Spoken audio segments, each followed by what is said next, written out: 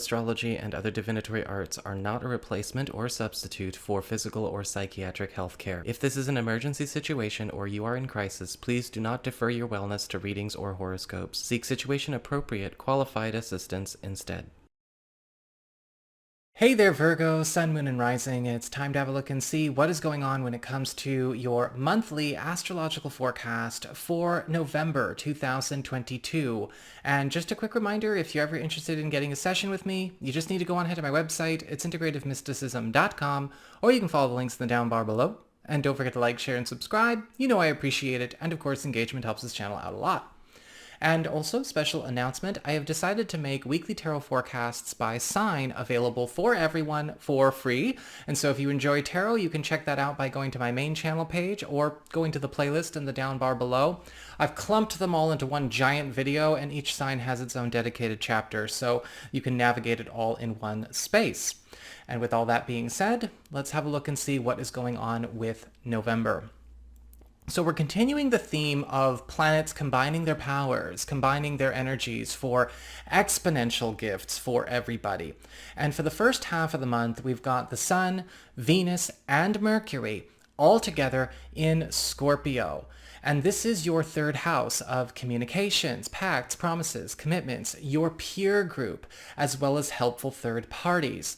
With Mercury bringing the fastest developments, news, the most productivity and gains, this is going to be a time where you are noticing your name, your works are carrying farther and faster because people are really hitting the pavement for you. If you count on word of mouth, or you are looking to be hooked up or recruited in some way, or maybe you are looking to have news of something that you are working on carrying farther and faster, Mercury is making it so. And so there are going to be a lot of very popular and well-known Virgos in circulation.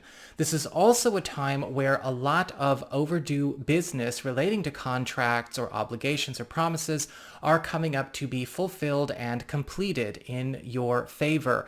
And if you've been looking to speed up the conclusion of any kind of drawn-out negotiations, discussions, or involvements that need to wrap the hell up, this is going to be the time where it goes really, really well for you. We also have Venus bringing in that love, favor, affection, and popularity, and some very strong hookups are occurring during this first half of the month as well. When Venus is in the third house, people are matchmaking us in a very big way. Helpful third parties are bringing us financial opportunities, social opportunities, romantic opportunities. We're getting put in the right place at the right time, and very special favors are being done on our behalf that we did not know other people had the power to secure and bring forth into being. And again, because it's the third house, this is going to be affecting all areas of your life at once. We also have the Sun with that focus on attention, enhancement, and support, putting you in a position to where you are also starting to get a lot more appreciation, a lot more recognition in circles, in peer groups, in spaces, and even in workforces where you may have been a bit obscured, where you may have felt like you were not getting seen or recognized, or perhaps in some way that work itself was being overshadowed. Luckily, with the Sun bringing that attention in, you are going to see that now what sets you apart, or what needs to be seen, what needs to generate that interest and awareness, is being gifted to you. And funny enough, it is by a lot of helpful third parties hooking you up. You're not really doing a whole lot more work yourself. It's just that the people who support you are doing more work for you. After the 17th, we've got Mercury and Venus moving on together into Sagittarius for the duration of the month. This is your fourth house of home, family, the domicile, home economy, and your home-based business operations. And with Mercury in the fourth house of home and family, this is all about speeding up the accumulation of household wealth, whether it's family wealth, a home-based business operation. So for those of you who work for yourselves, or maybe you do work from home, this could also be increasing the wealth being brought into your home and into your family through a spouse or other relatives. And you're also finding Venus is bringing in an opportunity for love to start coming closer to you. For those of you who are single or available to new people, you may be finding that this is closing the distance between you and a love opportunity. It may be that new love is moving into town or moving into the neighborhood, or you may be meeting somebody through a relative or very close friend.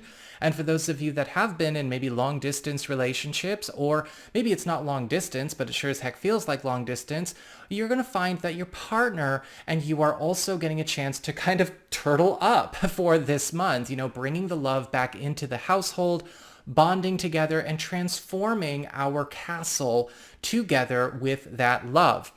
The sun is joining these two as of the 22nd of the month, which is bringing in a lot more fun, a lot more recreation, and opportunities to bond and get closer to family members, as well as really close friends, chosen family, and yes, romantic partners, bringing in more of the focus on turning this home into a sanctuary. Could be physically transforming it. Some of you may be relocating this month, or some of you may be finding that this is just all about the economy, the energy, the spirit, and the heart of the home going through a massive evolution. We have Mars retrograde in Gemini all month long. This is your 10th house of career, upward mobility, status, station, your promotions, raises, all of that good stuff. And I did do a big video all about Mars retrograde recently. If you want to check that out, I'll leave a link in the down bar below, or you can go to my main channel page. But in a nutshell, Mars retrograde is all about diminished activity, dismantling, and taking pieces off the board. And in the 10th house of career, this can be a wild one. And from now until about February, mid-January, I was looking at the next thing I was going to talk about. But from now through about mid-January, you are going to be finding that this Mars retrograde is pulling apart what you've come to understand and know about the way your business, your workforce, your market, your field operates. This is eliminating a lot of things that have been standard, that have been normal, power structures, hierarchies coming down, falling down. But it's important to understand that this is all about removing that which is wasteful, that which is going nowhere, or harmful in some way.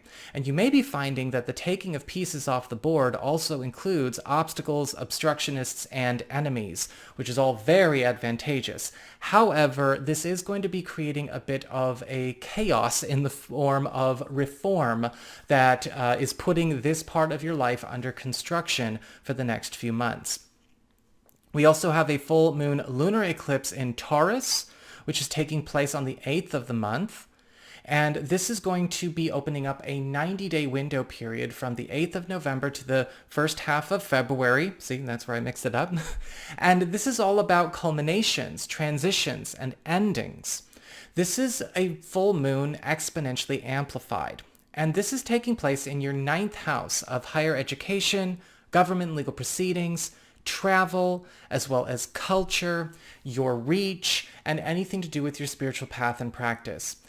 This full moon lunar eclipse is eliminating a chapter of your life that has taken place in this part of your chart that needs to go because it has been holding you in the past or holding you in a situation where you've been trapped in a bubble in some way. This bubble could have been set by a limitation, whether it's something to do with maybe the rules of your field or maybe paperwork, anything relating to licensure, contracts, or commitments, or maybe permits of some kind.